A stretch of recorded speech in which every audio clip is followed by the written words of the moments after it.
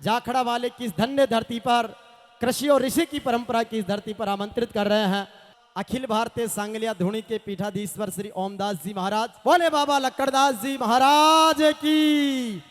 जाखड़ा वाली गांव की पावन धरा पर शहीद और मोहित सुतार की याद में जो इतना बड़ा कार्यक्रम पारुल गोदारा और इनकी टीम ने किया है, आप सबको बहुत बहुत धन्यवाद। और मैं तो इतना कहूँगा कि पारुल इस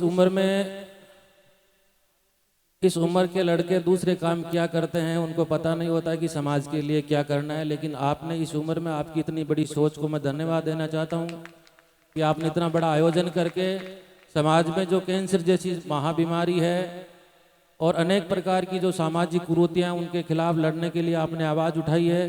मैं ईश्वर से और साहिब से प्रार्थना करता हूँ कि आप पे उनका आशीर्वाद हमेशा बना रहे और आप अपने लक्ष्य को प्राप्त करते रहे।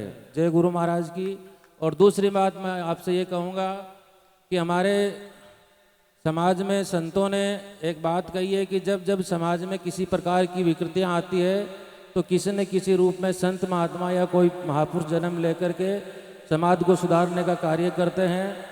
इसी कड़ी में हमारे बाबा खिमादास जी महाराज ने राजस्थान में बड़ा कार्य किया। जब राजस्थान में छुआछूत चरम सीमा पे था, भेदभाव था, तो उन्होंने गांव-गांव ढाणी-ढाणी जा कर के समाज को जगाया और ये बताया कि छुआछूत से बड़ा कोई संसार में पाप नहीं होता है। और उन्होंने गांव-गांव ढाणी-ढाणी जा कर के एक भजन के माध्यम से कहा कि बीरो हिलुमिल सोचो पहली और घर घर माचिए फूट आज़ादी कैसे रैली। यदि समाज को और देश को मजबूत करना है तो एक दूसरे को भाईचारे की भावना से साथ रहना पड़ेगा। यदि कोई कमज़ोर व्यक्ति है तो हमारे लोगों का ये दायित्व बनता है कि उसका साथ देवें और जो अमीर और जो गरीब के बीच की जो खाई है उसको दूर करने का कार्य करें। इतना ही कहूँगा कि हमेशा मजबूत रहें और अपने देश और समाज का नाम रोशन करें। जय गुरु महाराज की, जय साहिब।